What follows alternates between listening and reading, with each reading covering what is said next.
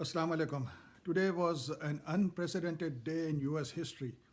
We all sat in front of our TVs, transfixed by the images of marauding mobs of racist Trump supporters, mostly white men, breaking into the Capitol building and marching into the statutory hall, going even into the Senate chambers, and sitting on the desk of the president, and some even breaking into the private offices of Speaker Nancy Pelosi. America today was looking like a banana republic, and we could not believe, nobody could believe that this was happening in America. Never had happened. But this should also open our eyes.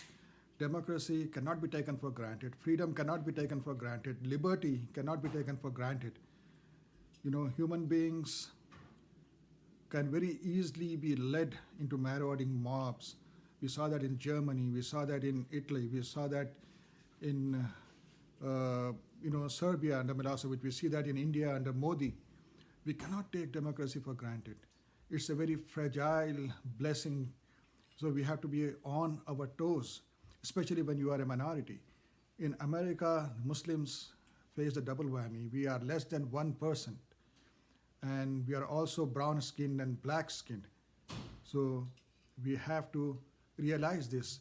Unless we realize this, we will continue to live in denial, thinking that we are rich white suburbanites. It is good as long as American democracy is safe and strong and rule of law persists. But the moment democracy becomes weak, then minorities, they can be facing tremendous challenges.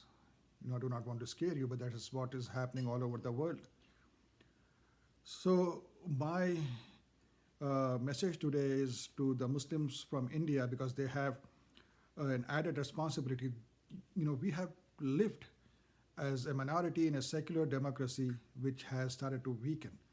So we know the fiqh of minority. What are our rights? What are the things that we can do when we are a minority? How we should focus on building alliances so that the right to live and the right to practice and propagate our religion are safeguarded. We learn how to build issue-based alliances. So we will have to teach this to our other fellow Muslims who come from lands which may not be lands where Muslims are living in minority. They come from Muslim majority areas, so that they are not aware of these nuances. So we have this added new challenge in today's America, where the president himself, that psychopathic, narcissistic person, egging the mobs on to destroy democracy, to destroy the electoral system. In 2010, in a conference of the United National Anti-War Coalition, UNAC, I had pointed out to the fact that from that year on, less white babies will be born in America compared to non-white babies. And when a majority starts to lose its numerical superiority, it becomes, concern. It can be very easily egged on by fear peddlers and for demagogues. And I had predicted that. And then Steve Bannon created this plan for Trump, who was willing to do fear peddling and hate mongering. And we saw millions of Americans who were already scared, who had some racism in them, who were upset at Obama's victory, who were upset at the rising tide of immigration in this country and the browning of America, come out with their racism. So much so that today they were even willing to just upturn the system. As Joe Biden rightly said, it was an insurrection today. So we better wake up. And plus we have that added responsibility of fighting RSS, that fascist international movement which killed Gandhi, which loves and admires and worships Hitler, which is planning a genocide of Muslims. We had killed thousands and thousands of Muslims and raped our women in India, and which has been persecuting Christians and Dalits. They have been growing in numbers and strength in America. Outside countries and governments spend millions of dollars to lobby America because it has tremendous influence. We do not have to hire a lobby. We are the lobby of Indian Muslims. We are the lobby of a democratic, secular India. We are the lobby of the Dalits and of interfaith alliances from India. So we have to get organized. When I say organized, we have to take it really seriously. I'm not talking about just holding webinars or holding, briefings in the Congress where you rent a room and offer free pizza and then, the lower level congressional staff comes for free lunch. No, tell me, I mean, we should not be like the Modi Bhakts, the blind followers of Modi or the blind followers of Trump who do not want to hear anything about their leaders or their parties. We cannot be like that. When some issues or questions are raised, we should use our minds and our brains and our conscience and analyze it. So let me ask you, we have a tremendous track record.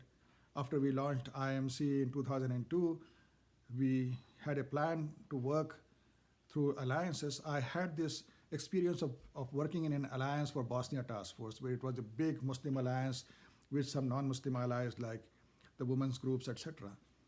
For the Indian issues, we built a very wide-based multi-faith alliance, coalition against genocide, and we defeated Modi. His only defeat, his visa was cancelled. He can come now because he is the prime minister, but as an individual, he cannot come to America.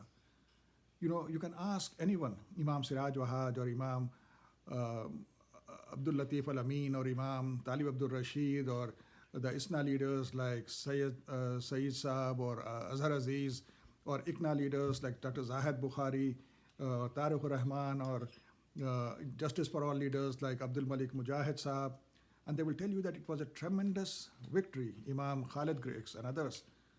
But then what happened? We have spent billions of dollars, right? How many resolutions were passed in the last few years? We have been hearing about claims of having so many briefings in Washington, D.C. How many resolutions were passed in the Congress against the RSS? How many RSS members were deported from the U.S.? How many members were stopped from coming to the U.S.? So what is all this number of webinars, etc.? Things are getting worse. And then what we saw today, that the rule of law in America is also being threatened. So we will be facing challenges from the RSS, from the white racists.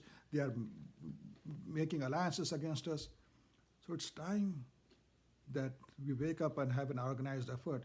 It is time that we have leaders who are visionaries as well as courageous.